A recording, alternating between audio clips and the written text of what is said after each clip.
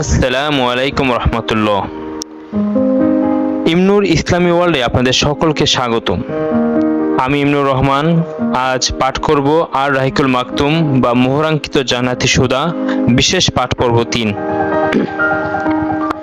কাবা গৃহ পুনর্নির্মাণ এবং হাজরে আসওয়াদ সম্পর্কিত বিবাদ মীমাংসা।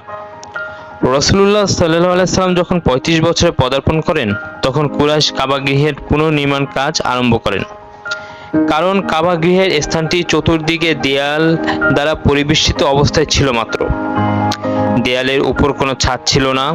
এই অবস্থার সুযোগ গ্রহণ করে কিছু সংখ্যক চোর এর মধ্যে প্রবেশ করে রক্ষিত বহু মূল্যবান সম্পদ এবং অলঙ্কারাদি চুরি করে নিয়ে যায়।